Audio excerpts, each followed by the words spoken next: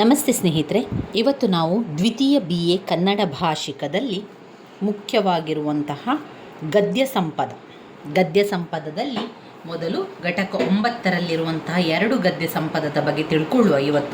ಇವತ್ತು ಸಂಪೂರ್ಣವಾಗಿ ಕರ್ನಾಟಕ ವೈಭವ ವರ್ಣನೆ, ಲೇಖಕರು ಆಲೂರು ವೆಂಕಟರಾವ್.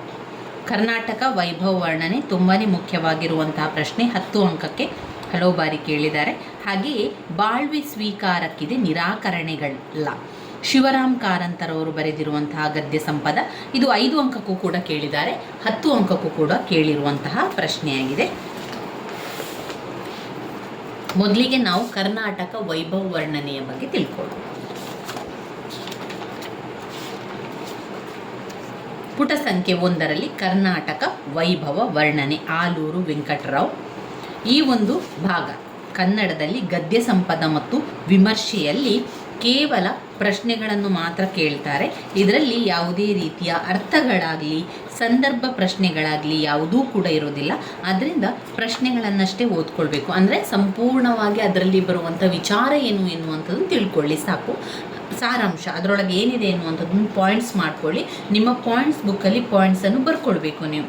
ಮೊದಲಿಗೆ ಕರ್ನಾಟಕ ವೈಭವ ವರ್ಣನೆ, ಇದು ಕರ್ನಾಟಕದ ವೈಭವದ ಬಗ್ಗೆ ಹೇಳ್ತಾ ಇದ್ದಾರೆ. ಕನ್ನಡ ನಾಡಿನಲ್ಲಿ ಕರ್ನಾಟಕದಲ್ಲಿ ಆಳಿದಂತಹ ರಾಜಮನೆತನದ ಬಗ್ಗೆ ವಿವರಿಸುವಂಥದ್ದೇ ಕರ್ನಾಟಕ ವೈಭವ ವರ್ಣನೆಯಲ್ಲಿ ಬರುವಂಥದ್ದು.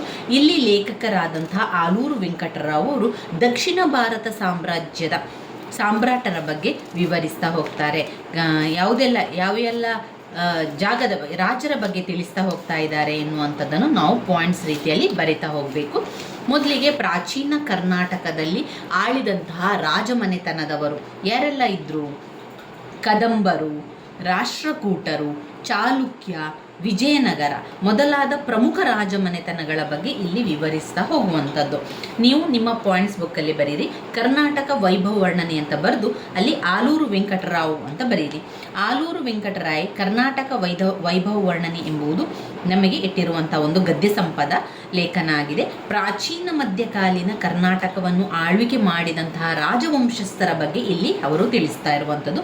ಕದಂಬರು, ರಾಷ್ಟ್ರಕೂಟರು, ಶಾತವಾಹನರಿದ್ದಾರೆ. ಶಾತವಾಹನರು, ಬನವಾಸಿ ಕದಂಬರು, ರಾಷ್ಟ್ರಕೂಟರು, ಚಾಲುಕ್ಯರು, ವಿಜಯನಗರದ ಪ್ರಮುಖ ರಾಜಮನೆತನಗಳ ಪ್ರಸಿದ್ಧ ರಾಜರ ಒಂದು ಅರಸರ ಆಳ್ವಿಕೆಯನ್ನು ಕುರಿತು ದೇಶೀಯ ಆಸ್ಥಾನ ಕವಿಗಳು, ಶಾಸನಗಳು ಹಾಗೂ ಪಾಶ್ಚಾತ್ಯ ದೇಶಗಳಿಂದ ಬಂದಿದ್ದಂತಹ ಪ್ರವಾಸಿ ಇತಿಹಾಸ ತಜ್ಞರು ತಮ್ಮ ಸೃಜನಶೀಲ ಬರಹಗಳ ಮೂಲಕ ಅಭಿವ್ಯಕ್ತಿಸಿದ ವರ್ಣನೆಗಳನ್ನು ಪ್ರಬಂಧದ ಉದ್ದಕ್ಕೂ ಅವರು ವರ್ಣಿಸ್ತಾ ಇರುವಂಥದ್ದನ್ನು ನಾವು ಇಲ್ಲಿ ಕರ್ನಾಟಕ ವೈಭವ ವರ್ಣನೆಯಲ್ಲಿ ತಿಳ್ಕೊಳ್ಬೋದು.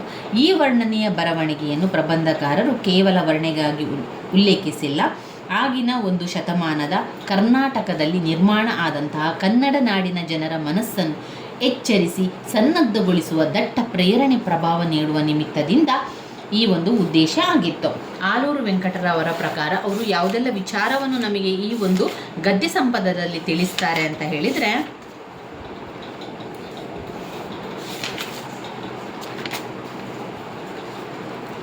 ಮುಖ್ಯವಾಗಿ ನಿಮ್ಮ ಪಾಯಿಂಟ್ಸ್ ಬುಕ್ಕಲ್ಲಿ ಆ ರೀತಿ ಬರೀರಿ. ಪ್ರಾಚೀನ ಕರ್ನಾಟಕವನ್ನು ಆಳಿದ ರಾಜಮನೆತನ 1, ಪಾಯಿಂಟ್ ನಂಬರ್ 1 ಶಾತವಾಹನರು, ಪಾಯಿಂಟ್ ನಂಬರ್ 2 ಬನವಾಸಿ ಕದಂಬರು, ಪಾಯಿಂಟ್ ನಂಬರ್ 3 ರಾಷ್ಟ್ರಕೂಟರು, 4 ಚಾಲುಕ್ಯರು, 5 ವಿಜಯನಗರ ಅಂತ ಬರೀರಿ. ಇವಿಷ್ಟು ರಾಜಮನೆತನ ಆಗಿತ್ತು.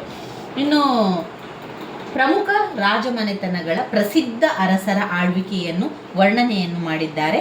ದೇಶೀಯ ಆಸ್ಥಾನ ಕವಿಗಳು, ಶಾಸನಗಳು ಹಾಗೂ ಪಾಶ್ಚಾತ್ಯ ದೇಶಗಳಿಂದ ಬಂದಂತಹ ಪ್ರವಾಸಿ ತಜ್ಞರು, ಇತಿಹಾಸ ತಜ್ಞರ ಬಗ್ಗೆ ಕೂಡ ಇಲ್ಲಿ ಕರ್ನಾಟಕ ವೈಭವ ವರ್ಣನೆಯಲ್ಲಿ ಆಲೂರು ವೆಂಕಟರಾವ್ ಅವರು ವಿವರಿಸ್ತಾ ಹೋಗ್ತಾರೆ. ಮೊದಲನೆಯದಾಗಿ ಶಾತವಾಹನರು. ನಿಮ್ಮ ಪಾಯಿಂಟ್ಸ್ ಬುಕ್ಕಲ್ಲಿ ಈ ರಾಜಮನೆತನ 5 ರಾಜಮನೆತನದ ಹೆಸರುಗಳನ್ನು ಬರೀರಿ. ನಂತರ ಆ ರಾಜಮನೆತನದವರ ಬಗ್ಗೆ ವಿವರಿಸ್ತಾ ಹೋಗಬೇಕು. ಏನು ವಿವರಿಸಬೇಕು? ಶಾತವಾಹನರು ಅಂತ ಹಾಕಿ. ಶಾತವಾಹನರು ಉತ್ತಮ ಆಳ್ವಿಕೆಯನ್ನು ನಡೆಸಿದರು. ದಕ್ಷಿಣ ಭಾರತ ಸಾಮ್ರಾಟ್ಯದ ಏಕೈಕ ಸಾಮ್ರಾಟರಾದಂತಹ ಅವರು ಶಾತವಾಹನರು ಉತ್ತಮ ಆಳ್ವಿಕೆಯನ್ನು ನಡೆಸಿದ್ದಾರೆ. ಜನರಿಗೆ ಬೇಕಾದಂತಹ ಎಲ್ಲ ಅವಶ್ಯಕತೆಗಳನ್ನು ಪೂರೈಸುವುದರ ಮೂಲಕ ಜನರನ್ನು ಉತ್ತಮಪಡಿಸಿದ್ದಾರೆ. ಅಲ್ಲದೆ ಶಾತವಾಹನರು ಉತ್ತಮ ಆಡಳಿತಗಾರರಾಗಿದ್ದರು. ಇವರು ಆರ್ಥಿಕವಾಗಿ, ಸಾಮಾಜಿಕವಾಗಿ, ರಾಜಕೀಯವಾಗಿ ಎಲ್ಲ ವ್ಯವಸ್ಥೆಗಳನ್ನು ಕೂಡ ಮಾಡಿದ್ದಾರೆ. ಅಷ್ಟೇ ಅಲ್ಲದೆ ಸಂಸ್ಕೃತಿಯ ಬಗ್ಗೆ, ಸಾಹಿತ್ಯ ಸಂಸ್ಕೃತಿಯ ಬಗ್ಗೆ ಕೂಡ ಅವರು ಆಸಕ್ತರಾಗಿದ್ದರು. ಇನ್ನು ರಾಜಮನೆತನಕ್ಕೆ ಆಸ್ಥಾನದ ಕವಿಗಳಿಗೆ ಅವರಿಗೆ ಸ್ವಾಗತವನ್ನು ಕೂಡ ಮಾಡ್ತಾರೆ. ವಿದ್ವಾಂಸರಿರ್ಬೋದು, ಪಂಡಿತರಿರ್ಬೋದು, ಅವರೆಲ್ಲರನ್ನೂ ಕೂಡ ಅವರು ಬರಮಾಡಿಕೊಂಡು ಅವರಿಗೆ ಬೇಕಾದ ಸ್ಥಾನಮಾನಗಳನ್ನು ಕೊಡ್ತಾ ಇದ್ರು. ಇನ್ನು ಎರಡನೆಯ ರಾಜಮನೆತನ ಅಂತ ಬಂದಾಗ ಬನವಾಸಿ ಕದಂಬರು 200 ವರ್ಷಗಳ ಕಾಲ ಆಳ್ವಿಕೆಯನ್ನು ಮಾಡಿ ಕರ್ನಾಟಕದ ಮೊದಲ ಐತಿಹಾಸಿಕ ರಾಜಮನೆತನದವರಾದರು. ಅವರು ಅನೇಕ ರೀತಿಯ ರಾಜ್ಯಭಾರವನ್ನು ಮಾಡ್ತಾಯಿದ್ರು, ಉತ್ತಮ ರೀತಿಯಲ್ಲಿ ವ್ಯವಸ್ಥೆ ಮಾಡ್ತಾಯಿದ್ರು, ಸೈನಿಕ ಬಳಗ ಎಲ್ಲ ತುಂಬ ಉತ್ತಮವಾಗಿತ್ತು. ಇನ್ನು ಮೂರನೆಯದಾಗಿ ಚಾಲುಕ್ಯರು ಚಾಲುಕ್ಯ ವಂಶದ ರಾಜ ಎರಡನೆಯ ಪುಲಿಕೇಶಿ. ಅವನು ಎಷ್ಟು ಪ್ರಸಿದ್ಧ ಆಗಿದ್ದ ಅಂತ ಹೇಳಿದರೆ, ಚೀನಾದಿಂದ ಪ್ರವಾಸಿ ಯಾತ್ರೆಯೊಬ್ಬ ಬಂದಿದ್ದ. ಚೀನಿ ಯಾತ್ರಿಯಾದಂತಹ ಹುಯನ್ ಸ್ಯಾಂಗ್ ರಾಜ್ಯ ಮತ್ತು ಪ್ರಜೆಗಳ ಕುರಿತು ವರ್ಣಿಸಿದ್ದಾನೆ. ವಿಕ್ರಮ ಶಕೆ ಅಂತ ಬಂದದ್ದು ಕೂಡ ಚಾಲುಕ್ಯ ರಾಜಮನೆತನದಲ್ಲಿ. ನಮ್ಮ ದಕ್ಷಿಣ ಸಾಮ್ರಾಟವನ್ನು ಈ ಪ್ರವಾಸಿ ತಜ್ಞರು ತುಂಬನೇ ಪ್ರಶಂಸಿಸಿದ್ದಾರೆ ಮತ್ತು ವೈಭವ ವರ್ಣನೆಯನ್ನು ಕೂಡ ಮಾಡ್ತಾರೆ. ಇನ್ನು ರಾಷ್ಟ್ರಕೂಟದಲ್ಲಿದ್ದಂತಹ ರಾಜಮನೆತನ ಅಂತ ಹೇಳಿದರೆ ಅಮೋಘ ವರ್ಷ ನೃಪತುಂಗ ರಾಜನಾಗಿದ್ದ. ಅಮೋಘ ವರ್ಷ ನೃಪತುಂಗ ರಾಜನಾಗಿರ್ತಾನೆ. ಅವನು ಉತ್ತಮ ರೀತಿಯಲ್ಲಿ ರಾಜ್ಯಭಾರವನ್ನು ಮಾಡ್ತಾನೆ. ಹೆಚ್ಚು ಯುದ್ಧವನ್ನು ಇಲ್ಲದೆ ಶಾಂತಿಯ ಪರಿಪಾಲನೆಯನ್ನು ಮಾಡ್ತಾ ಇದ್ದ. ರಾಷ್ಟ್ರಕೂಟ ರಾಜನಾದಂತಹ ಅಮೋಘ ವರ್ಷ ಶಾಂತಿ ಪರಿಪಾಲನೆಯನ್ನು ಮಾಡ್ತಾ ಇದ್ದ. ಅಷ್ಟೇ ಅಲ್ಲದೆ ಸಾಹಿತ್ಯ ಅಭಿರುಚಿಯನ್ನು ಹೊಂದಿತ್ತು. ಗ್ರಂಥ, ಸಾಹಿತ್ಯ, ಪಾಂಡಿತ್ಯ ಮುಂತಾದವುಗಳೆಲ್ಲ ಆಸಕ್ತಿಯನ್ನು ಹೊಂದಿದ್ದ ಹಾಗೂ ಯುದ್ಧಗಳು ಇಲ್ಲದೆ ಶಾಂತಿಯಲ್ಲಿಯೇ ಆಗಬೇಕು ಅಂತ ಅವನು ಯೋಚನೆ ಮಾಡಿದ್ದ. ಶಾಂತಿತನಕ್ಕೆ ಹೆಚ್ಚಿನ ಒತ್ತನ್ನು ನೀಡದೆ ಯುದ್ಧಕ್ಕೆ ಹೆಚ್ಚಿನ ಬೆಂಬಲವನ್ನು ಕೊಡ್ತಾ ಇರಲಿಲ್ಲ. ಇನ್ನು ಐದನೆಯ ರಾಜಮನೆತನ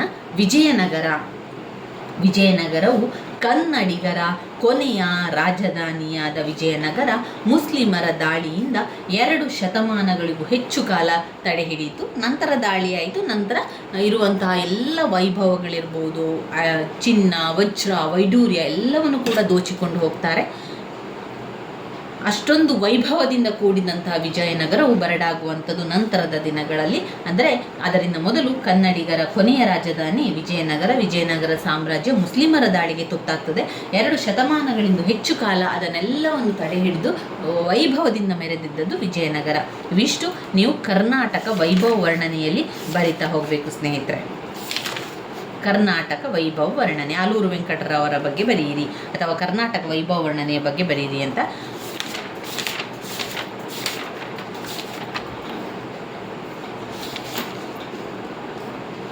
ಆಲೂರು ವೆಂಕಟರಾವರ ಪರಿಚಯವನ್ನು ಸ್ವಲ್ಪ ಮಾಡಿಕೊಳ್ಳುವ. ಆಲೂರು ವೆಂಕಟರಾವರ ಬರಹಗಳನ್ನು ಬರೆಯಿರಿ ಅಥವಾ ವಿಚಾರವನ್ನು ಬರೆಯಿರಿ ಅಂತ ಬಂದಾಗ, ಯಾಕಂದರೆ ಟೆಕ್ಸ್ಟ್ ಬುಕ್ಕಲ್ಲಿರುವಂತಹ ಪ್ರಶ್ನೆಗಳನ್ನೇ ಅವರು ಕೊಡೋದ್ರಿಂದ ನಾವು ಆ ರೀತಿಯಾಗಿ ಕೂಡ ಗಮನವನ್ನು ಕೊಡಬೇಕಾಗ್ತದೆ. ಅವರು ಕೊಟ್ಟಿರುವಂತಹ ಪ್ರಶ್ನೆಗಳು, ಇಲ್ಲಿ 2 ಪ್ರಶ್ನೆಗಳನ್ನು ಕೊಟ್ಟಿರುವಂಥದ್ದು ದೊಡ್ಡ ಪ್ರಶ್ನೆಗಳು. ಒಂದು, ಆಲೂರು ವೆಂಕಟರಾವರ ಬದುಕು ಬರಹಗಳ ಕುರಿತು ಬರೆಯಿರಿ. ಕರ್ನಾಟಕ ವೈಭವ ವರ್ಣನೆಯ ಸ್ವರೂಪ ವಿಶಿಷ್ಟತೆಯನ್ನು ಬರೆಯಿರಿ ಅಂತ ಕೇಳಿದ್ದಾರೆ.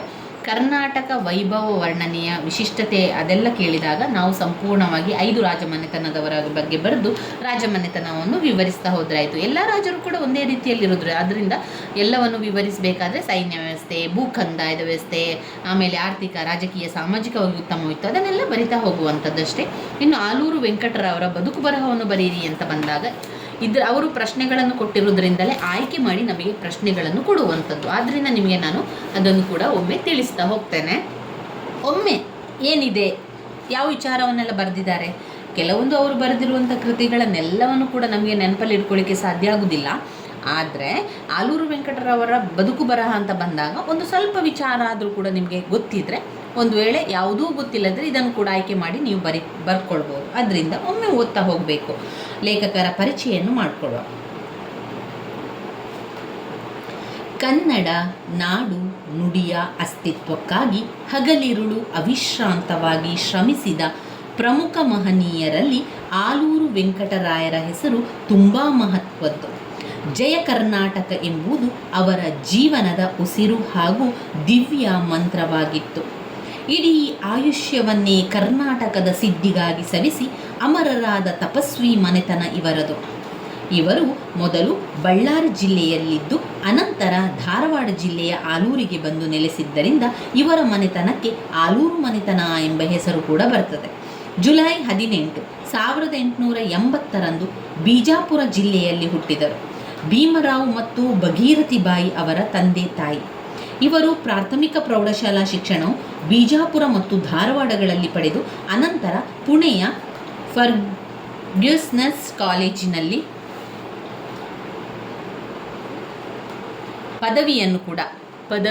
ಆನರ್ ಪದವಿಯನ್ನು ಕೂಡ ಗಳಿಸ್ತಾರೆ.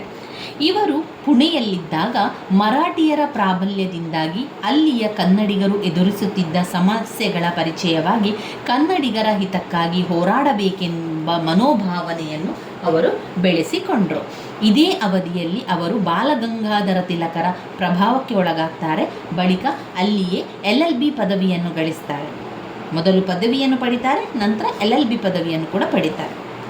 ವಿದ್ಯಾರ್ಥಿ ದೆಸೆಯಲ್ಲಿ ಪ್ರತಿಭಾವಂತರಾಗಿದ್ದ ಇವರಿಗೆ ಭಾಷಾಭಿಮಾನ ಮೂಡಿದ್ದು ಮರಾಠಿಗರ ಸಹವಾಸದಿಂದಲೇ ಎಂದು ಹೇಳಬೇಕಾಯಿತು. ಮರಾಠಿಗರ ನಡುವೆ ಕನ್ನಡ ಕಂಪನ್ನು ಹರಡುವ ಪ್ರಯತ್ನ ಆಗಲೇ ಆರಂಭವಾಗಿತ್ತು. ಅಲ್ಲಿನ ಕಾಲೇಜು ಗ್ರಂಥಾಲಯಕ್ಕೆ ಪ್ರಥಮ ಬಾರಿಗೆ ಕನ್ನಡ ಗ್ರಂಥಗಳು ಸೇರ್ಪಡೆಯಾಗುವಂತೆ ಮಾಡಿದವರು ಅವರು.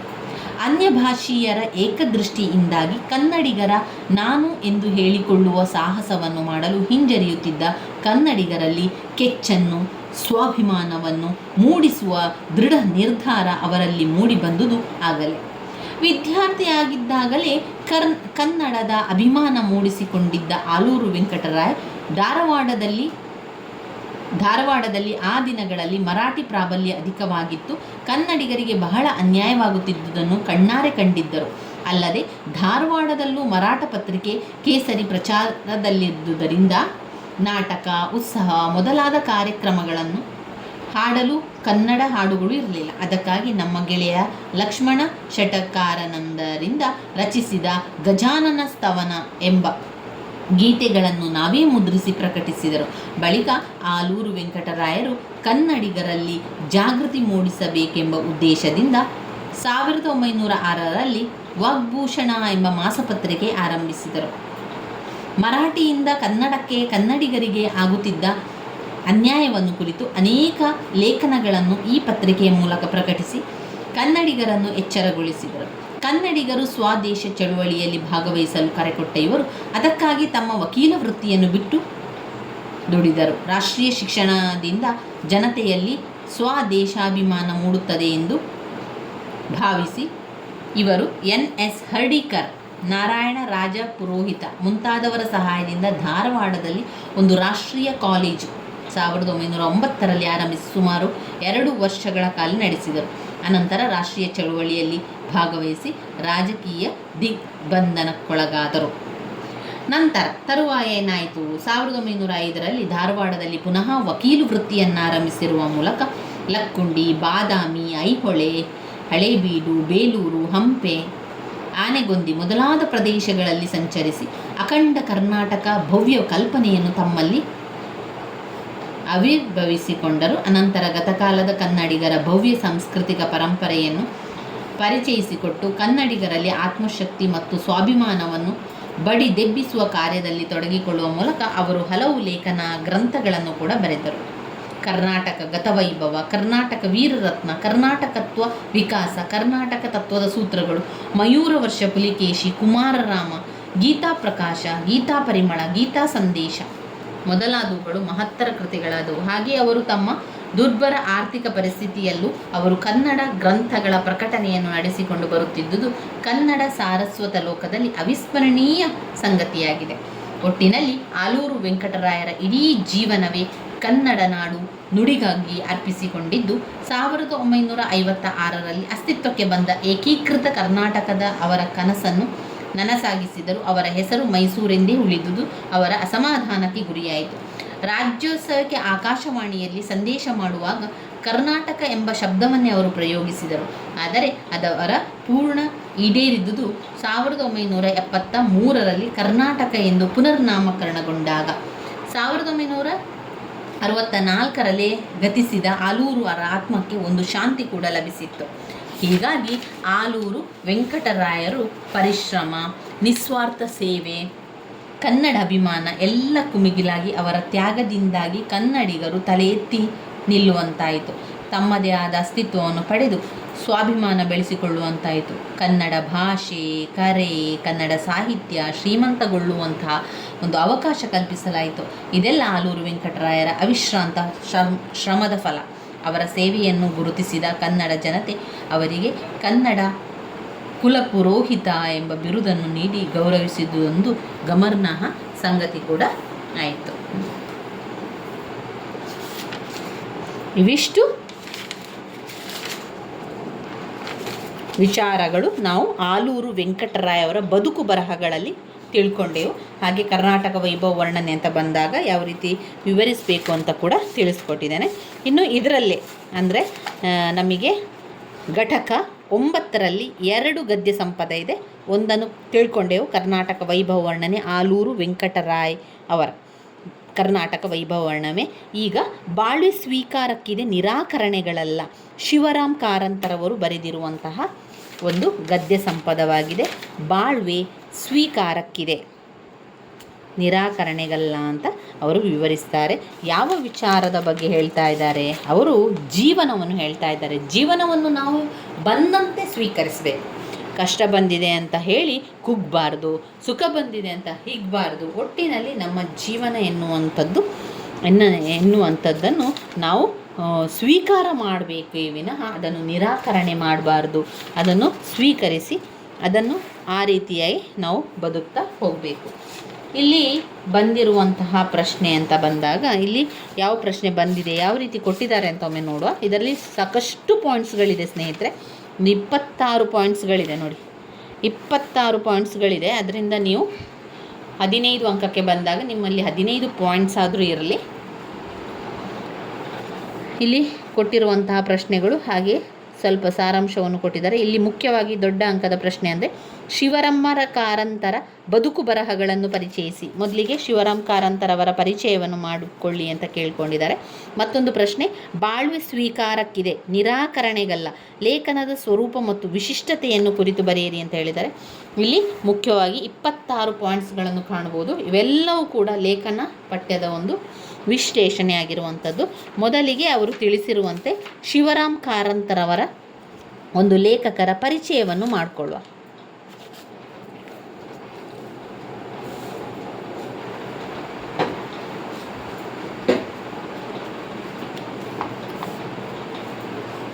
ಶಿವರಾಮ ಕಾರಂತರು ಆಧುನಿಕ ಕನ್ನಡ ಸಾಹಿತ್ಯದ ಶ್ರೇಷ್ಠ ಬರಹಗಾರರು.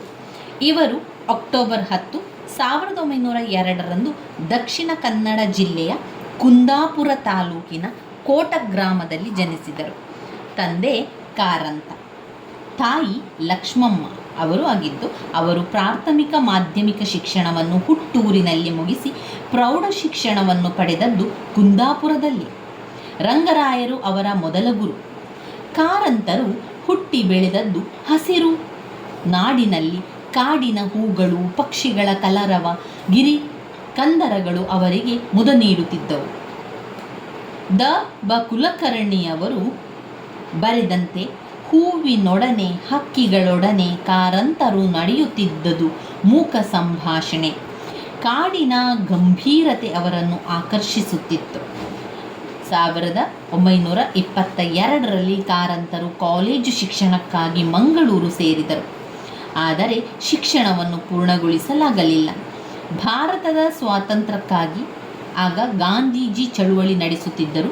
ದೇಶದ ಸ್ವಾತಂತ್ರ್ಯಕ್ಕಾಗಿ ಯುವಕರೆಲ್ಲ ಕಾಲೇಜುಗಳನ್ನು ತೊರೆದು ಬರಬೇಕೆಂದು ಗಾಂಧೀಜಿ ಕರೆ ನೀಡಿದರು. ಸ್ವಾತಂತ್ರ್ಯ ಎಂಬುದು ಅವರಿಗೆ ಪ್ರೀತಿಯದ್ದು. ಗಾಂಧೀಜಿಯವರ ಕರೆಗೆ ಓಗೊಟ್ಟಿದ್ದರು. ಕಾಲೇಜು ಶಿಕ್ಷಣವನ್ನು ಅರ್ಧಕ್ಕೆ ನಿಲ್ಲಿಸಿ ಗಾಂಧೀಜಿಯವರ ರಚನಾತ್ಮಕ ಕಾರ್ಯಾತ್ಮಕಗಳಲ್ಲಿ ತಮ್ಮನ್ನು ತೊಡಗಿಸಿಕೊಂಡರು. ಹಾಗೆಯೇ ಬಾಲ್ಯದಿಂದಲೂ ಕಾರಂತರು ರೂಢಿಸಿಕೊಂಡ ಬಂದದ್ದು ಸ್ವತಂತ್ರ ವ್ಯಕ್ತಿತ್ವ. ಬದುಕಿನಲ್ಲಿ ಹೋರಾಟ ನಡೆಸುವುದು ಅವರಿಗೆ ಪ್ರಿಯವಾಗಿತ್ತು. ಕಾರಂತರ ಬದುಕಿನ ಮೇಲೆ ಬೆಳಕು ಚೆಲ್ಲುವಂತಹ ಕೃತಿ ಅಥವಾ ರಚಿಸಿದ ಆತ್ಮಕಥೆ ಹುಚ್ಚು ಮನಸ್ಸಿನ 10 ಮುಖಗಳು ಎಂಬುದು ದ್ಯೋತಕ. ಅನಂತರ ಬೆಳಕು ಚೆಲ್ಲುವ ಕೃತಿ ಅವರು ರಚಿಸಿದ ಆತ್ಮಕಥೆ ಹುಚ್ಚು ಮನಸ್ಸಿನ 10 ಮುಖಗಳು. ಅನಂತರ ಪ್ರಕಟವಾದ ಸ್ಮೃತಿಪಟಲದಿಂದ ತೊಡಗಿ ಪ್ರೌಢ ವಿಚಾರ ಸಾಹಿತ್ಯದ ತನಕ, ಸಾಮಾನ್ಯ ಲೇಖನಗಳಿಂದ ತೊಡಗಿ ವಿಜ್ಞಾನ ವಿಶ್ವಕೋಶದ ತನಕ ಇವರ ಬರಹಗಳಿವೆ. ಕತೆ, ಕಾದಂಬರಿ, ವ್ಯಕ್ತಿ ಚಿತ್ರಣ, ವ್ಯಂಗ್ಯಚಿತ್ರ, ನಾಟಕ, ಗೀತನಾಟಕ, ಪ್ರಬಂಧ, ಕಲಾ ಸಾಹಿತ್ಯ, ಯಕ್ಷಗಾನ, ರಾಜಕೀಯ ಮೊದಲಾದ ಹಲವು ಮುಖಗಳಲ್ಲಿ ಇವರ ಬರವಣಿಗೆ ವಿಫಲವಾಗಿದೆ, ವೈವಿಧ್ಯವಾಗಿದೆ. ಕನ್ನಡ ಹಾಗೂ ಇಂಗ್ಲಿಷ್ ಭಾಷೆಗಳಲ್ಲಿ ಒಳ್ಳೆಯ ಪ್ರಭುತ್ವವಿದೆ. ಇನ್ನು 1924ರಲ್ಲಿ ಬರವಣಿಗೆ ಆರಂಭಿಸಿದರು. ವಿಚಿತ್ರಕೂಟ ಇವರ ಮೊದಲ ಕಾದಂಬರಿ. ನಿರ್ಭಾಗ್ಯ ಜನ್ಮ, ಸೂಳೆಯ ಸಂಸಾರ ಕಾದಂಬರಿಗಳಲ್ಲಿ ಸಮಾಜದ ಬಡತನ, ಗೋಳು, ದಾರುಣ ಜೀವನದ ಚಿತ್ರಣವಿದೆ. ಚೋಮನ ದುಡಿಯು ಅಸ್ಪೃಶ್ಯತೆನೊಬ್ಬ ಆಸೆ ನಿರಾಕರಿಸೆಗಳ ಸಂದರ್ಭ ನಿರೂಪಣೆಯಾಗಿದ್ದು, ಮುಗಿದ ಯುದ್ಧ, ಬೆಟ್ಟದ ದೇವ, ಕುಡಿಯುವ ಕೂಸು ಕಾದಂಬರಿಗಳಲ್ಲಿ ನಾಡಿನ ವಿವಿಧ ವರ್ಗಗಳ ಜನಜೀವನದ ಚಿತ್ರಣವಿದೆ. ಸ್ವಪ್ನದ ಹೊಳೆ, ಮೊಗೆ ಪಡೆದ ಮಗನ, ಇಳೆ ಎಂಬ ಕಾದಂಬರಿಗಳಲ್ಲಿ ವಾಸ್ತವ ಆದರ್ಶವಾದದ ಚಿತ್ರಣವಿದೆ. ಒಂಟಿದನಿ, ಆಳಿದ ವೇಳೆ ಎಂಬವು ವ್ಯಕ್ತಿ ಚಿತ್ರಣದ ಕಾದಂಬರಿಗಳು. ಔದಾರ್ಯತೆ ಉರುಗಳಲ್ಲಿ ಗೊಂಡಾರಣ್ಯ, ಮೂರು ಜನ್ಮ ಇದೆಲ್ಲ ಕೂಡ ಅವರು ಬರೆದಿರುವಂತಹ ಕಥೆಗಳು. ಹಾಗೆಯೇ ಕತೆ, ಕವನ ಇವುಗಳನ್ನೆಲ್ಲ ಸಂಪೂರ್ಣವಾಗಿ ನಮಗೆ ನೆನಪಲ್ಲಿ ಇಟ್ಕೊಳ್ಳಿಕ್ಕೆ ಸಾಧ್ಯ ಆಗೋದಿಲ್ಲ. ಆದರೆ ಕೆಲವೊಂದನ್ನು ನೆನಪಲ್ಲಿ ಇಟ್ಕೊಳ್ಳಿ. ಈಗ ಗೊಂಡಾರಣ್ಯ, ಮೂರು ಜನ್ಮ ಇದೆಲ್ಲ. ಇನ್ನು ಸಾಹಿತ್ಯದ ಅಂತ ನೋಡಿದರೆ ಅವರಿಗೆ ಮೈಲಿಗಲ್ಲು, ಹುಚ್ಚು ಮನಸ್ಸಿನ ಮುಖಗಳು, ಕಾರಂತರ ಆತ್ಮಕಥೆ, ಹಳ್ಳಿಯ ಮತ್ತು ಸಮಸ್ತರ ಪ್ರಬಂಧ ಸಂಕಲನಗಳು, ಕಲೆಯ ದರ್ಶನ, ಚಾಲುಕ್ಯ ವಾಸ್ತುಶಿಲ್ಪ, ರಾಜಕೀಯ ಚಿತ್ರಕಲೆ, ಡೋವಿಂಗೋ, ಭೂತರಾಜ್ಯ ಈ 2 ಮೂಕ ಚಿತ್ರಗಳನ್ನು ತಯಾರಿಸಿದ್ದಾರೆ. ನಂತರ ಬಲೆಯ ಮಕ್ಕಳು ಎಂಬ ಚಿತ್ರವನ್ನು ಕೂಡ ಮಾಡಿದ್ದಾರೆ. ಹಾಗೆಯೇ ಪತ್ರಿಕೋದ್ಯಮದಲ್ಲೂ ದುಡಿಯುವವರು ಇವರು. ವಸಂತ ಎಂಬ ಮಾಸಪತ್ರಿಕೆಯನ್ನು, ವಿಚಾರವಾಣಿ ಎಂಬ ವಾರಪತ್ರಿಕೆಯನ್ನು ನಡೆಸಿದರು. ಶಿಕ್ಷಣ ಕ್ಷೇತ್ರದಲ್ಲಿ ಎಳೆಯ ಮಕ್ಕಳ ವಿದ್ಯಾಭ್ಯಾಸ ಸಲುವಾಗಿ ಹಲವು ಪ್ರಯೋಗಗಳನ್ನು ಕಾರಂತರು ನಡೆಸಿದ್ದಾರೆ. ಇವರ ಸಿರಿಗನ್ನಡ ಅರ್ಥಕೋಶ ಇಂದಿಗೂ ಕನ್ನಡದ ಉತ್ತಮ ನಿಘಂಟುಗಳಲ್ಲಿ ಒಂದಾಗಿರುವಂಥದ್ದು. ಕಾರಂತರಿಗೆ ಯಕ್ಷಗಾನದ ಬಗ್ಗೆ ಅಪಾರ ಆಸಕ್ತಿ ಇತ್ತಂತೆ. ಯಕ್ಷಗಾನ ಬಯಲಾಟ, ದಕ್ಷಿಣ ಭಾರತದಲ್ಲಂತೂ ಯಕ್ಷಗಾನ ಬಯಲಾಟದಲ್ಲೆಲ್ಲ ತುಂಬಾ ಆಸಕ್ತಿ ಇರುವಂಥದ್ದು. ಯಕ್ಷಗಾನ ಬಯಲಾಟದಲ್ಲಿ ಶಿವರಾಮ್ ಕಾರಂತರಿಗೂ ಕೂಡ ತುಂಬಾ ಆಸಕ್ತಿ ಬಂತು. ಈ ಕ್ಷೇತ್ರದಲ್ಲಿ ಅವರ ಆಳವಾದ ಪಾಂಡಿತ್ಯಕ್ಕೆ ಸಾಕ್ಷಿಯಾಗಿದೆ. ಸಾಹಿತ್ಯ ಅಕಾಡೆಮಿ ಮತ್ತು ಸ್ವೀಡಿಷ್ ಅಕಾಡೆಮಿಯ ಪಾರಿತೋಷಕ ಗ್ರಂಥಕ್ಕೆ ಲಭಿಸಿದೆ. ಕಾರಂತರಿಂದ ರೂಪುಗೊಂಡ ಯಕ್ಷಗಾನ ರೂಪಕಗಳು ಅಂತಾರಾಷ್ಟ್ರೀಯ ಮನ್ನಣೆಯನ್ನು ಕೂಡ ಪಡೆದಿರುತ್ತದೆ. ಶಿವರಾಮ್ ಕಾರಂತರು ಹಲವು ವಿಶಿಷ್ಟ ಬಗೆಯ ಪ್ರಶಸ್ತಿ ಪಡೆದಿದ್ದಾರೆ. ಅಕಾಡೆಮಿ ಬಹುಮಾನ, ವಿಶ್ವವಿದ್ಯಾನಿಲಯ ಗೌರವ ಪ್ರಶಸ್ತಿ, ಪದ್ಮಭೂಷಣ ಪ್ರಶಸ್ತಿ, ತುರ್ತು ಪರಿಸ್ಥಿತಿಯ ಸಂದರ್ಭದಲ್ಲಿ ಸರಕಾರದ ಮನೋಧರ್ಮವನ್ನು ಪ್ರತಿಭಟಿಸಿ ಹಿಂದಿರುಗಿದ್ದಾರೆ. ಮೂಕಜ್ಜಿಯ ಕನಸು ಕಾದಂಬರಿಗೆ 1978ರಲ್ಲಿ ಜ್ಞಾನಪೀಠ ಪ್ರಶಸ್ತಿ ಲಭಿಸಿದೆ. ಕನ್ನಡ ನಾಡು ನುಡಿಗಾಗಿ ಒಂದು ಸಂಸ್ಥೆಗೂ ಮಿಗಿಲಾಗಿ ಬಹುಮುಖ ಸೇವೆ ಸಲ್ಲಿಸಿದ ಇವರನ್ನು 1975ರಲ್ಲಿ ಮೈಸೂರಿನಲ್ಲಿ ನಡೆದ 37ನೇ ಕರ್ನಾಟಕ ಸಾಹಿತ್ಯ ಸಮ್ಮೇಳನ ಅಧ್ಯಕ್ಷರಾಗಿ ಆಯ್ಕೆ ಮಾಡಿ ಕನ್ನಡ ಜನತೆ ಗೌರವಿಸಿದೆ. ಇವಿಷ್ಟು ವಿಚಾರಗಳು ನಾವು ಶಿವರಾಮ್ ಕಾರಂತರ ಬಗ್ಗೆ ತಿಳ್ಕೊಂಡೆವು. ನಂತರ ನಮಗೆ ಬೇಕಾಗಿರುವಂತಹ ಮುಖ್ಯವಾದಂತಹ ಸಾರಾಂಶಗಳು, ಬಾಳ್ವೆ ಸ್ವೀಕಾರಕ್ಕಿದೆ, ನಿರಾಕರಣೆಗಳ ಅಲ್ಲ ಅಂತ ಶಿವರಾಮ್ ಕಾರಂತವರು ವಿವರಿಸ್ತಾ ಇದ್ದಾರೆ. ಯಾಕೆ ಬಾಳ್ವೆ ಇರುವಂಥದ್ದು ಸ್ವೀಕಾರ ಮಾಡಲಿಕ್ಕೆ, ಅದನ್ನು ಬೇಡ ಅಂತ ಹೇಳುವಂಥ ಹಕ್ಕು ನಮಗಿಲ್ಲ. ದೇವರು ಯಾರ ಒಂದು ಜೀವನದಲ್ಲಿ ಯಾವ ರೀತಿಯಾಗಿ ಬಾಳ್ವೆಯನ್ನು ಕೊಟ್ಟಿದ್ದಾರೆ ಆ ಬಾಳ್ವಿಕೆಯನ್ನು ಇದ್ದಂತೆ ಇದ್ದ ಹಾಗೆ ನಾವು ಸ್ವೀಕರಿಸಬೇಕು. ಆವಾಗ ಬದುಕು ಸುಂದರವಾಗಿರುವಂಥದ್ದು. ನಾವು ಇದರಲ್ಲಿ ಬೇರೆ ಬೇರೆ ಲೇಖನ ಪಠ್ಯದಲ್ಲಿ ಇರುವ ಪಾಯಿಂಟ್ಸನ್ನು ಕೊಟ್ಟಿದ್ದಾರೆ. ಒಟ್ಟು 26 ಪಾಯಿಂಟ್ಸ್ಗಳಿದೆ. ಅಂದರೆ ಸಂಪೂರ್ಣವಾಗಿ ಬಾಳೆ ಸ್ವೀಕಾರಕ್ಕಿದೆ, ನಿರಾಕರಣೆಗಲ್ಲ ವಿಚಾರಗಳನ್ನು ವಿವರಿಸುವಂತಹ ಪ್ರಶ್ನೆ ಆಗಿರುವಂಥದ್ದು. ಇದರ ಒಟ್ಟು 26 ಪಾಯಿಂಟ್ಸಲ್ಲಿ ಒಂದೊಂದಾಗಿ ಸ್ವಲ್ಪವನ್ನು ನೋಡ್ತಾ ಹೋಗುವ. ಬದುಕಿನ ಮಿತಿಯಿಂದ, ಮೊದಲ ಪಾಯಿಂಟ್ ಬದುಕಿನ ಮಿತಿಯಿಂದ. ಜೀವನದ ಸಮಾನದ ಪರಿಚಯ ಮಾಡಿಕೊಳ್ಳುವವನು ಸಮಾಜದ ದೇವನನ್ನು ಪಡೆಯಲಾರನು.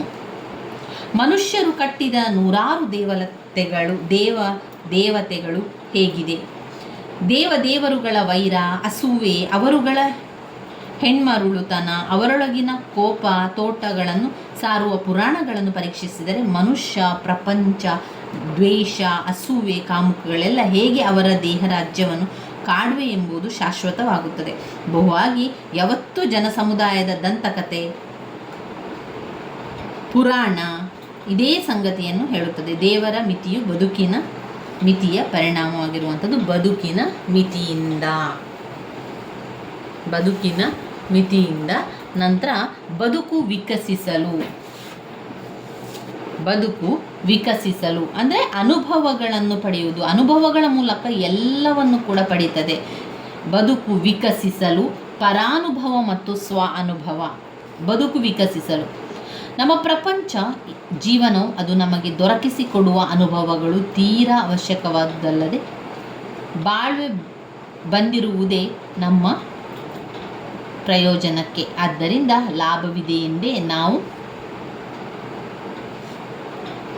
ಇಲ್ಲದವೇ ಬಾಳ್ವೆ ಬಂದಿರುವುದು ಅವರ ನಿರಾಕರಣೆಗಲ್ಲ. ವ್ಯಕ್ತಿ ಜೀವನದ ವಿಕಾಸ ಬದುಕುವುದರಿಂದಲೇ ಆಗಬೇಕಾಗ್ತದೆ. ಬದುಕಿನಲ್ಲಿ ಜೀವಿ ಎಷ್ಟೆಷ್ಟೋ ಹೆಚ್ಚಾಗಿ ಸೂಕ್ಷ್ಮವಾಗಿ ಬದುಕನ್ನು ಸವಿಯುವ ಶಕ್ತಿಗಳನ್ನು ಉಪಯೋಗಿಸಿಕೊಳ್ಳುತ್ತಾನೆ, ಅದಷ್ಟು ಹೆಚ್ಚಾಗಿ ತನ್ನ ಅನುಭವಗಳಿಂದ ಪರಿಣಾಮಗೊಳ್ಳುತ್ತಾನೆ. ಬದುಕು ವಿಕಸಿಸಲು ವಿಚಾರಕ್ಕೆ ನಾವು ಬರಿತಾ ಹೋಗಬೇಕು. ಇದೇ ರೀತಿ ಬರಿಬೇಕು ಅಥವಾ ಅದೇ ನಿಯಮ ಪಾಲಿಸಬೇಕು ಅಂತ ಯಾವುದೇ ನಿಯಮ ಇಲ್ಲ. ಪಾಯಿಂಟ್ಸ್ಗೆ ನೀವು ಓದ್ಕೊಂಡಿರುವಂತಹ, ನೀವು ಅರ್ಥ ಮಾಡ್ಕೊಂಡಿರುವಂತಹ ರೀತಿಯಲ್ಲಿ ವಿವರಣೆಯನ್ನು ಕೊಡ್ತಾ ಹೋಗಿ. 3ನೇ ಪಾಯಿಂಟ್ ಪರ ಅನುಭವ, ಸ್ವ ಅನುಭವ. ಈಗ ನಾವು ಬೇರೆಯವರನ್ನು ನೋಡಿ ಕಲಿತು ಆ ಒಂದು ಅನುಭವವನ್ನು ಪಡಿತಾ ಇದ್ದೇವೆ ಅಂತಂದ್ರೆ ಪರ ಅನುಭವ. ಸ್ವ ಅನುಭವ ಅಂತ ಹೇಳಿದರೆ ತನಗೆ ಆದಂತಹ ಪ್ರತಿಯೊಂದು ವಿಚಾರ, ಅದು ನೋವಿರಬಹುದು, ನಲಿವು, ಸುಖ, ದುಃಖ, ಕಷ್ಟ ಏನೇ ಕೂಡ ಇರ್ಬೋದು, ಆ ಒಂದು ಅನುಭವವನ್ನು ಅನುಭವ ಪರಾನುಭವ ಆಗುವುದಿಲ್ಲ. ಅದು ಸ್ವ ಅನುಭವ, ತನ್ನ ಭಾವನೆಯಲ್ಲಿ ಸ್ವತಃ ಆಗಿರುವಂತಹ ಭಾವನೆಯಿಂದ ಆಗಿರುವಂಥದ್ದು, ಅಥವಾ ಅದು ಪರಾನುಭವ ಎನ್ನುವಂಥದ್ದು. ಮತ್ತು ಸ್ವ ಅನುಭವ, ತಮಗೆ ಎಲ್ಲ ವಿಚಾರದ ಬಗ್ಗೆ ಅನುಭವ ಇರಬೇಕು. ಮನುಷ್ಯನ ಅನುಭವಗಳು 2 ಬಗೆಯಿಂದ ಹೆಚ್ಚುತ್ತದೆ. ತಾನೇ ಬದುಕಿನ ಸಂಸರ್ಗದಿಂದ ದೊರಕಿಸಿಕೊಳ್ಳುವ ಅನುಭವಗಳು ಒಂದು ಬಗೆ, ಇನ್ನೊಂದು ಬಗೆ ಪರಿಚಿತರ ಅನುಭವಗಳನ್ನು ಓದಿ ಕೇಳಿ ತಿಳಿಯುವುದು. ಆದರೆ ಈ 2ನೇ ವರ್ಗದ ಅನುಭವ ನಮಗೆ ಉಪಯುಕ್ತವಾಗಲು ನಮ್ಮಲ್ಲಿ ಕರಗಲು ಸ್ವಂತ ಅನುಭವಗಳ ಸಾಮಾನ್ಯವಾದರೂ ಕೂಡ ನಮ್ಮ ಅನುಭವಗಳಿಗೂ ನಾವು ಕೇಳಿ ತಿಳಿಯುವ ಅನುಭವಗಳಿಗೂ ಹೊಂದಿಕೆ ಇಲ್ಲವಾದರೆ ನಾವು ನಮಗೆ ಹೆಚ್ಚಿನದೇನೂ ಕೊಡಲಾರವು. ಗ್ರಹಗಳಲ್ಲಿ ಜೀವಕೋಟಿ ಇದೆ ಎಂದರೂ ಅದೇನೆಂದು ನಮಗೆ ತಿಳಿಯದಿರುವ ಮಾದರಿಯಲ್ಲಿ ಈ ಅನುಭವಗಳಾಗುತ್ತದೆ. ಇದು ಪರಾನುಭವ ಮತ್ತು ಸ್ವ ಅನುಭವಗಳಲ್ಲಿ ನೀವು ಬರಿತಾ ಹೋಗಬೇಕು. ಸ್ವಲ್ಪ ಎಲ್ಲವನ್ನು ನೋಡಿಕೊಳ್ಳು, ಯಾಕಂದರೆ 26 ಪಾಯಿಂಟ್ಸ್ಗಳಿರೋದ್ರಿಂದ. ವಿಶಾಲ ಜೀವನ. ನಮಗೆ ಬದುಕಿನಿಂದ ಉಪಯೋಗವಾಗಬೇಕಾದುದರೆ, ಜ್ಞಾನ ದೊರೆಯಬೇಕಾದರೆ ನಮ್ಮ ಜೀವನ ಆದಷ್ಟು ಹೆಚ್ಚು ವಿಶಾಲವಾಗಬೇಕು. ನಮ್ಮನ್ನು, ನಮ್ಮ ಮನೆಯವರನ್ನು, ಸಮಾಜವನ್ನು ಮೀರಿಸಿ ಅದು ಮನುಷ್ಯ ಕುಟುಂಬಕ್ಕೆ ಹರಿಯಬೇಕು. ಅಲ್ಲೆಲ್ಲಿಯೂ ಮರೆಯನ್ನು ಹೊಂದದೆ ಜೀವ ಕುಟುಂಬಕ್ಕೂ ಯಾವತ್ತೂ ಕೃಷಿಗೆ ವಿಶಾಲಿಸಲು ಪ್ರಯತ್ನಿಸಬೇಕು. ಇನ್ನು 5ನೇ ಪಾಯಿಂಟ್ ಬೇಕಾದ ಸಂಸಾರ. ಹೀಗೆ ಬದುಕಿ ತಿಳಿಯಬಹುದಾದ ಪ್ರಪಂಚವನ್ನು ಕಾಣಬಯಸದ ವ್ಯಕ್ತಿಯು ಸಂಕುಚಿತ. ಅವನ ಜೀವನ ಬರಡಾಗುತ್ತದೆ. ಪ್ರಪಂಚದಲ್ಲಿ ಬಾಳಲು ಅವಕಾಶ ದೊರಕಿರುವಾಗ, ತಿಳಿಯಲು ಸಾಧನಗಳಿರುವಾಗ ಅದೇ ವ್ಯರ್ಥವೆನ್ನುವುದು ಯಾವ ಥರ ಮಾತು? ಪ್ರಪಂಚ ಒಂದು ಬಂಧನ, ಅಲ್ಲಿರುವುದೇ ಒಂದು ತೊಳಲಾಟ ಎನ್ನುವುದು ಜಾಣ್ಮೆಯೇ. ದೇವರನ್ನು ಒಪ್ಪುವವರು ಈ ತೊಳಲಾಟಕ್ಕೆ ದೇವರೇ ನಮ್ಮನ್ನು ತೊಡಗಿಸಿದರನೆಂದು ಏನು ಭೂಷಣ, ದೇವರೇ ನಮ್ಮನ್ನು ಇಲ್ಲಿ ಹಾಕಿದ್ದು, ಅದರಿಂದ ನಾವು ಕಷ್ಟಪಡುವಂಥದ್ದು ಅಂತ. ನಮ್ಮ ಕರ್ಮ ಇದಕ್ಕೆ ಕಾರಣವೆಂದರೆ ಆಗ ಕರ್ಮಕ್ಕೆ ಕಾರಣನಾದ ದೇವರೇ ಅದಕ್ಕೂ ಕಾರಣ. ತತ್ವಸ್ಥಾಪನೆಯಾಗದೆ ಸೃಷ್ಟಿಗೆ ನಿರ್ಮಾಪಕನಿರುವಲ್ಲಿ ಅವಶ್ಯಕವಾದ ಇಲ್ಲವೇ ಕಿತ್ತೊಗೆಯಬೇಕಾದ ಸಂಸಾರವನ್ನು ಅವನು ರಚಿಸಿದನು ಎನ್ನುವುದು ಸರಿಯಲ್ಲ. ಅದು ಬದುಕೆಂಬ ಭಾವನೆಯನ್ನು ನಮ್ಮ ಮುಂದೆ ಹರಡಿರುವವನಾದರೆ ಅವನೊಬ್ಬ ಉಪಧ್ಯಾಪಿಸಿಕೊಂಡಾನು. ಇಲ್ಲಿ ಬೇಕಾದ ಸಂಸಾರ ಎನ್ನುವಂಥದ್ದು ಯಾವ ರೀತಿ ನಮಗೆ ಸಂಸಾರಕ್ಕೆ ಕೊಟ್ಟಿದ್ದಾನೋ ಅದೇ ರೀತಿ ಅದನ್ನು ಉಪಯೋಗಿಸುವಂಥದ್ದು. ಇನ್ನು ಅನಾನುಕೂಲತೆ. ವ್ಯಕ್ತಿ ಪ್ರಪಂಚದೊಡನೆ ವ್ಯವಹರಿಸುವ ಬಗೆಯಲ್ಲಿ ಕೆಡಕಿರಬಹುದು. ಆದ್ದರಿಂದ ಅವನಿಗೆ ಅನೇಕ ತೊಡಕು, ದುಃಖಗಳು ಬರಬಹುದು. ವ್ಯಕ್ತಿಯು ಯಾವ ಸಮಾಜದ ಅಂಗವೋ ಅದು ವ್ಯವಹರಿಸುವ ರೀತಿಯಲ್ಲಿ ತಪ್ಪಾಗಿ ಸಾಗಿದರೆ ಇದೇ ಪರಿಣಾಮವಾಗಬಹುದು. ಈ ದೊಡ್ಡ ವಿಶ್ವದ ವ್ಯಾಪಾರ ನಮ್ಮ ತಿಳಿವಿಗೆ ಸಿಗದಿರಬಹುದು. ಇಂತೆಲ್ಲ ಕಾರಣಗಳಿಂದ ಬದುಕು ನಮಗೆ ಅರ್ಥವಾಗದೆ ಹೋದರೆ ಇಲ್ಲವೇ ಬದುಕಿನಲ್ಲಿ ಕ್ಲೇಶ ಉಂಟಾದರೆ ಅದರಿಂದ ಬದುಕೇ ನಿರರ್ಥಕ, ಮಾಯೆ. ಅದರಲ್ಲಿ ಮನವಿರಿಸುವುದು ತಪ್ಪು ಎಂದು ತೀರ್ಮಾನಿಸಬೇಕಿಲ್ಲ. ಸಿಗದ್ದು ಹುಳಿಯೇ. ವಿಶ್ವದ ಇಂದಿನ ವ್ಯಾಪಾರವನ್ನೇ ಎಣಿಸುವ, ಅದು ಎಷ್ಟು ದೊಡ್ಡದಾಗಿಲ್ಲ, ಅದರಲ್ಲಿ ನಮಗೆ ಕಾಣಿಸುವುದು ಎಷ್ಟು ಸ್ವಲ್ಪ, ಕಾಣಿಸದೇ ಇರುವ ಅಂಶ ಎಷ್ಟು ಅಧಿಕ, ಅವುಗಳಲ್ಲಿ ಕಾಣಿಸುವ ಸಂಗತಿಗಳಲ್ಲೂ ನಮಗಿರುವ ಪರಿಚಯ ಅಷ್ಟು ಕಡಿಮೆಯಾಗಿದೆ. ನಮ್ಮ ಕಾಣುವ ಕಣ್ಣುಗಳಿಗೆ ಅಷ್ಟು ಅಲ್ಪ ಶಕ್ತಿ ಇದೆ. ಭೂಮಿಯ ಎಷ್ಟೋ ಸಮೀಪದ ಒಡೆಯುಗಳು ಅದಕ್ಕೆ ಕಾಣವು. ಕಣ್ಣುಗಳಿಗೆ ಅಷ್ಟು ಅಲ್ಪ ಶಕ್ತಿ ಇದೆ ಎನ್ನುವಂಥದ್ದು. ಸಿಗದಿದ್ದಾಗ ಅದು ಹುಳಿ ಎನ್ನುವಂಥದ್ದು, ಅದು ನಮಗೆ ದಕ್ಕುವುದಿಲ್ಲ, ಅದು ನಮಗೆ ಸಿಗುವುದಿಲ್ಲ, ಅದರಿಂದ ಅದು ಹುಳಿಯಾಗಿದೆ ಎನ್ನುವಂಥ ಅರ್ಥ ಕೂಡ ಬರ್ತದೆ. ಬದುಕಿನ ಪ್ರವಾಹ. ಬದುಕಿನ ಪ್ರವಾಹ ಬಲು ಹಿರಿದು. ಬದುಕನ್ನು ನಿರಾಕರಿಸಿ ಮೂಕರಾಗಬಲ್ಲ, ಜಡರಾಗಬಲ್ಲ ಎಷ್ಟೋ ಪ್ರಾಣಿಗಳನ್ನು ಅದು ಕಳೆದುಕೊಂಡರೂ ಮುಂದಕ್ಕೆ ಸಾಗಬಲ್ಲದು. ಈ ವಿಶ್ವದ ಓಟದಲ್ಲಿ ನಮ್ಮ ಭೂಮಿಯೇ ಇನ್ನೊಂದು ಲೋಕಕ್ಕೆ ಡಿಕ್ಕಿ ಹೊಡೆದು ಧೂಳಾದರೂ ಅದರ ಓಟ ಸಾಗಬಲ್ಲಷ್ಟು ವಿಸ್ತಾರವಾಗಿದೆ. ಹೀಗಿರುತ್ತಾ ಜೀವನದ ನಿರಾಕರಣೆಯಿಂದ ಅದಕ್ಕೆ ಕೇಡು ಬರಬಾರದು. ಎಲ್ಲಿಯ ತನಕ ನಾನು ಎಂಬ ವ್ಯಕ್ತಿ ಅರಿವಿನಿಂದ ಕೂಡಿದ್ದು ವ್ಯವಹರಿಸಬಲ್ಲನು, ತನ್ನ ಜಡೆಯಿಂದ ಅದರ ಸುಖಕ್ಕೆ, ತಿಳಿವಿಕೆ, ವಿಸ್ತರಣೆಗೆ ಹೊಂದಿದೆ ಎನ್ನುವಂಥದ್ದು. 10ನೇದು ಭ್ರಮೆಯೇ. ಇದೊಂದು ಭ್ರಮೆಯೇ ಅಂತ ಕೇಳ್ತಾ ಇದ್ದಾರೆ. ಇಲ್ಲಿ ಬಾಳ್ವೆ ಸ್ವೀಕಾರಕ್ಕಿದೆ, ನಿರಾಕರಣೆಗಲ್ಲ. ಬಾಳ್ವೆ ಸ್ವೀಕಾರಕ್ಕಿದೆ, ನಿರಾಕರಣೆಗಲ್ಲ. ಶಿವರಾಮ್ ಕಾರಂತರವರು ಬರೆದಿರುವಂಥ ಈ ಒಂದು ಗದ್ಯ ಸಂಪದದಲ್ಲಿ ಭ್ರಮೆಯೇ ಅಂತ ಕೇಳ್ತಾ ಇದ್ದಾರೆ. ಜೀವನದಲ್ಲಿ ಬರುವಂತಹ ಪ್ರತಿಯೊಂದು ವಿಚಾರವು ಭ್ರಮೆಯೇ. ಜೀವನವನ್ನು ಪರಮಾತ್ಮನ ಲೀಲೆ ಎಂದು ಕರೆಯುತ್ತಾರೆ.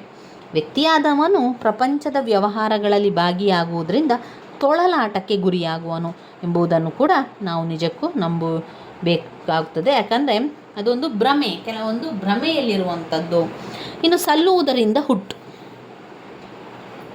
ನಾವು ಹುಟ್ಟಿದ್ದೇವೆ ಒಂದೇ ಕಾರಣದಿಂದ. ನಮ್ಮ ಹುಟ್ಟು ನಮಗೆ ಪ್ರಯೋಜಕಾರಿಯಾಗಿರಬೇಕು. ಈಗ ನಾವು ಒಂದು ಹುಟ್ಟಿದ್ದೇವೆ ಅಂತಾದರೆ ನಮ್ಮ ಹುಟ್ಟುವಿಕೆಯಿಂದ ಒಂದು 4 ಜನರಿಗೆ ಉಪಕಾರ ಆಗಬೇಕು, ಒಳ್ಳೆಯದಾಗಬೇಕು. ಆದರೆ ಮಾತ್ರ ಆ ಒಂದು ಜೀವನ ನಿಜವಾದ ಜೀವನ ಆಗ್ತದೆ, ಪ್ರಯೋಜನಕಾರಿಯಾಗಿರಬೇಕು.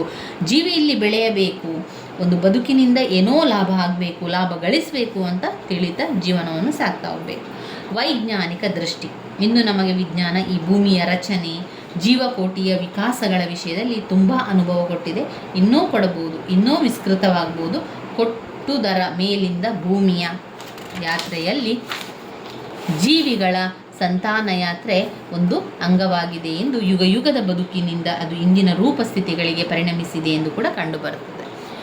ಈ ಪಾಯಿಂಟ್ಸ್ಗಳನ್ನು ಸರಿಯಾಗಿ ಕಲ್ತುಕೊಳ್ಳಿ ಸ್ನೇಹಿತರೆ. ನಂತರ ಒಂದು ವಿವರಣೆಯನ್ನು ನಿಮಗೆ ಬೇಕಾದ ರೀತಿಯಲ್ಲಿ ವಿವರಿಸ ಹೋಗಿ. ಹಾಗೆ ವಿವರಿಸಬೇಕು, ಹೀಗೆ ವಿವರಿಸಬೇಕು ಅಂತ ಇಲ್ಲ. ಏನು ಅಂದರೆ ಒಂದು ಸಂಸಾರದ ಬಗ್ಗೆ ನೆನಪಲ್ಲಿ ಇಟ್ಕೊಳ್ಳಿ. ಇಂದಾಗಲೂ ನಾಳೆ ಎನ್ನುವಂಥದ್ದು. ಈಗ ನಾವು ಮನುಷ್ಯ ಜೀವನ, ನಮ್ಮದು ಮನುಷ್ಯ ಜೀವನ ಅಲ್ವಾ. ನಮ್ಮ ಜೀವನದಲ್ಲಿ ಯಾವುದೋ ಒಂದು ಕಾರ್ಯ ಇಂದಾಗಲಿಲ್ಲ ಅಂತ ಇಟ್ಕೊಳ್ಳಿ, ನಾಳೆ ಒಂದಲ್ಲ ಒಂದು ದಿನ ಆಗಿಯೇ ಆಗ್ತದೆ. ನಾಳೆ ಎಂಬುದು ಪ್ರತಿದಿನ ಬರುವಂಥದ್ದು. ಇಂದಾಗಲಿಲ್ವಾ, ಪರವಾಗಿಲ್ಲ, ಅದನ್ನು ನೀವು ಧೈರ್ಯದಿಂದ ಎದುರಿಸಬೇಕು. ಇಂದಾಗದಿದ್ದರೆ ನಾಳೆ ಆದರೂ ಅದು ಆಗಿಯೇ ಆಗ್ತದೆ, ಒಂದಲ್ಲ ಒಂದು ದಿನ ಆಗಿಯೇ ಆಗ್ತದೆ ಎನ್ನುವಂಥ ನಂಬಿಕೆ ನಮ್ಮಲ್ಲಿರಬೇಕು. ಇಂದಾಗಲು ನಾಳೆ ಎನ್ನುವಂಥದ್ದು. ಈ ರೀತಿಯಾಗಿ ಪಾಯಿಂಟ್ಸನ್ನು ವಿವರಿಸ್ತಾ ಹೋಗಿ. ಪಾಯಿಂಟ್ಸ್ಗಳು 26 ಪಾಯಿಂಟ್ಸ್ಗಳಿದೆ ಇದರಲ್ಲಿ. ಬಾಳ್ವೆ ಸ್ವೀಕಾರಕ್ಕಿದೆ, ನಿರಾಕರಣೆ ಇಲ್ಲ ಅಂತ ಪ್ರಶ್ನೆ ಬಂದರೆ ಇದನ್ನು ಆಯ್ಕೆ ಮಾಡಿಕೊಳ್ಳಿ. ಒಳ್ಳೆಯ ಅಂಕಗಳು ಕೂಡ ನಿಮಗೆ ಸಿಗ್ತದೆ. ಯಾಕಂದರೆ 26 ಪಾಯಿಂಟ್ಸ್ ಇದೆ. 26 ಪಾಯಿಂಟ್ಸನ್ನು ಬಾಯ್ಪಾಠ ಮಾಡಿ ಆದರೂ ಕಲ್ತ್ಕೊಳ್ಳಿ. ಆ 26 ಪಾಯಿಂಟ್ಸನ್ನು ನಿಮಗೆ 4 ಪುಟದಲ್ಲಿ ಎಲ್ಲವನ್ನು 4 ಪಾಯಿಂಟ್ಸನ್ನು ಹಾಕಿ ವಿವರಿಸ್ತಾ ಹೋಗಿ ಸ್ನೇಹಿತರೆ. ಸತ್ಯ. ಜೀವನ ದಾರುಣವಾದುದು, ಅದು ಕಣ್ಣೀರಿನ ಸಂತೆ. ಅದನ್ನು ನೆಚ್ಚಿದವರಿಗೆ ದುಃಖವಲ್ಲದೆ ಸುಖವಿಲ್ಲ ಎಂಬ ತೀರ್ಮಾನ ನನಗಂತೂ ಒಪ್ಪಿಗೆ ಇಲ್ಲ ಅಂತ ಲೇಖಕರು ಹೇಳ್ತಾರೆ. ಸತ್ಯವಾದ ಮಾತು, ಸತ್ಯ ಎನ್ನುವಂಥದ್ದು ಜೀವನದಲ್ಲಿ ಬಂದೇ ಬರುವಂಥದ್ದು.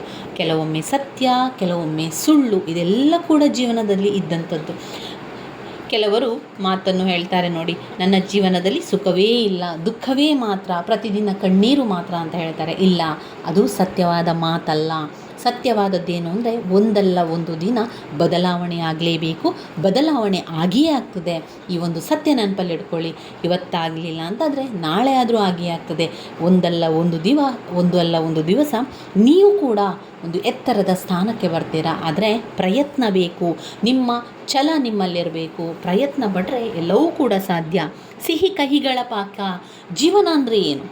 ಜೀವನ ಅಂದರೆ ಎರಡೂ ಇರುವಂಥದ್ದು, ಸಿಹಿ ಮತ್ತು ಕಹಿ ಎರಡೂ ಕೂಡ ಒಟ್ಟಿಗೆ ಇದೆ, ಎರಡೂ ಕೂಡ ಪಾಕದಲ್ಲಿರುವಂಥದ್ದು. ಕೆಲವೊಮ್ಮೆ ಸಿಹಿ ಮಾತ್ರ ಇರುವಂಥದ್ದು, ಕೆಲವೊಮ್ಮೆ ಕಹಿ ಮಾತ್ರ ಇರುವಂಥದ್ದು, ಕೆಲವೊಮ್ಮೆ ಎಲ್ಲ ಮಿಶ್ರಣಗಳಿಂದ ಜೀವನ ಕೂಡಿರುವಂಥದ್ದು. ಅಲ್ಲಗಳೆಯುವಿಕೆ, ಕೆಟ್ಟದ್ದನ್ನು ಅಲ್ಲಗಳೆಯಿರಿ, ಹಾಗೆ ಮಾತ್ರಕ್ಕೆ ಒಳ್ಳೆಯದನ್ನು ಅಲ್ಲಗಳೆಯುವಿಕೆ ಸರಿಯಲ್ಲ. ಜೀವನ ಎನ್ನುವಂಥದ್ದು ಕ್ಷಣಿಕ, ಮಾಯೆ. ಒಂದು ಜೀವನ ಎಂಬುವಂಥದ್ದು ಮಾಯೆ, ಮಿಥ್ಯ, ಸುಳ್ಳು, ಸತ್ಯ ಎಲ್ಲ ಕೂಡ ಒಳಗೊಂಡಿರುವಂಥದ್ದು. ಇದರಲ್ಲಿ ಘೋರಗಳಿಗೆ ಅಂಜಿ ಪ್ರಶ್ನೆಯನ್ನೇ ಅಲ್ಲಗಳೆಯುವ ವಿಧಾನಗಳಾಗಿದೆ. ಅಲ್ಲಗಳೆಯುವಂಥದ್ದಿಲ್ಲ ಅಂದರೆ ಜೀವನ ಇಷ್ಟೇ, ಜೀವನ ಹಾಗೆ ಆಗುವಂಥದ್ದು ಎಂದು ಅಲ್ಲಗೆಳಿಬೇಡಿ. ಇವತ್ತಲ್ಲದಿದ್ದರೆ ನಾಳೆ ಆದರೂ ನಿಮ್ಮ ಜೀವನ ತುಂಬಾ ಸೊಗಸಾಗಿರ್ತದೆ, ನಿಮ್ಮ ಜೀವನಕ್ಕೂ ಕೂಡ ಅರ್ಥ ಬರ್ತದೆ ಎನ್ನುವಂಥದ್ದು. ಚಿತ್ತಸತ್ಯ ಭ್ರಮೆ, ಎಲ್ಲ ಕಾಲಕ್ಕೂ ಅನ್ವಯಿಸುವ, ಎಲ್ಲವನ್ನು ತಿಳಿಸುವ ಸತ್ಯವೆಂಬುದು ಕೇವಲ ಒಂದು ಪ್ರಮೇಯ. ಮಿತಕಾಲ ಬದುಕುವ ಜೀವಿಗಳ ಹತೋಟಿಗೂ ಅನುಭವಕ್ಕೂ ಇದು ಸಿಲುಕದ ಒಂದು ವಸ್ತು. ವಿಶ್ವದ ಗತಿ ನಿಂತ ಮೇಲೆ ಅದರ ನಿಲುಕಿಗೆ ಅಂತಹದ್ದು ಸಿಗಬಹುದು ಏನೋ, ನಮಗಲ್ಲ ನಿಮಗಲ್ಲ. ಕ್ಷಣಿಕವಾದರೂ ಸತ್ಯ, ಕ್ಷಣಿಕ ಆಗಿರ್ಬೋದು ಆದರೆ ಸತ್ಯವಾಗಿರ್ತದಲ್ವ. ಅನೇಕ ಪಶು ಸ್ವಭಾವ, ಶೀಲ, ಪ್ರತಿಕ್ರಿಯೆ, ಯುಗಗಳ ವಿಕಾಸದಿಂದ ಇಂದಿನ ಮನುಷ್ಯನ ಯೋಚನಾ ಶಕ್ತಿಗೂ, ಸ್ವಭಾವಕ್ಕೂ, ಸಂಸ್ಕೃತಿಗೂ, ನಂಬಿಕೆ, ಮತ, ಪರಮಾರ್ಥಗಳಿಗೂ ಸಹ ಕಾರಣವಾಗಿರಲು ಇವುಗಳ ಹಿನ್ನೆಲೆಯಾಗಿದ್ದ ಒಂದೊಂದು ಜೀವಿಯ ಮನ ಕ್ರಿಯೆಗಳೆಲ್ಲವೂ ವ್ಯರ್ಥವೆನ್ನುವುದು ಯಾವ ಥರದ ಮಾತು? ಅಸತ್ಯ ಎಂಬ ಮಾತು ಶಬ್ದ ಚಮತ್ಕಾರ, ಕ್ಷಣಿಕವಾದರೂ ಕೂಡ ಸತ್ಯ. ಚೈತನ್ಯ ಅಚಿರತೆ, ಇನ್ನೊಮ್ಮೆ ಯೋಚಿಸುವ, ಯಾವುದನ್ನು ನಾವು ಮೆಚ್ಚಬೇಕು? ಸ್ಥಿರವಾದ ಒಡೆಯನ್ನೇ. ಯಾವುದು ಹಾಗಿದೆ? ನಮಗೆ ತಿಳಿಯಾದ ಯಾವುದೋ ಒಂದು ಹಾಗೆ ಇದೆ ಎಂಬುದು ಊಹೆ. ಇರಲಿ, ನಮಗೆ ತಿಳಿದ ಮಟ್ಟಿಗೆ ನಾವು ಅಳೆಯಲು ಶಕ್ತರು. ಹಾಗೆ ಅಳೆದರೆ ಅಲುಗಾಡದ ಬದಲಾಗದ ವಸ್ತುಗಳು ಬೆಳವಣಿಗೆಯ ಸೂಚನೆ ಎನಿಸುವವು, ಚೈತನ್ಯದ ಗುರುತೆನಿಸುವು. ಅದು ಜನತೆಯ ಲಕ್ಷಣ. ಜೀವನದ ಸ್ವಭಾವ ಅದರಿಂದ ಭಿನ್ನವಾದುದು. ಜೀವನದಲ್ಲಿ ಚೈತನ್ಯ ಕೆಲಸ ಮಾಡುತ್ತಿರುವುದರಿಂದಲೇ ಚಲನೆ, ಏಳು ಬೀಳುಗಳು ಕಾಲದ ದೃಷ್ಟಿಯಿಂದ ಅಚಿರ. ಮಿತವಾದ ಹೊಣೆ ನಮ್ಮದು. ಪ್ರಪಂಚವು ನಮಗೆ ತಿಳಿದ ಮಟ್ಟಿಗೆ ಚೈತನ್ಯಮಯವಾಗಿಯೇ ಹರಿಯುತ್ತಿದೆ.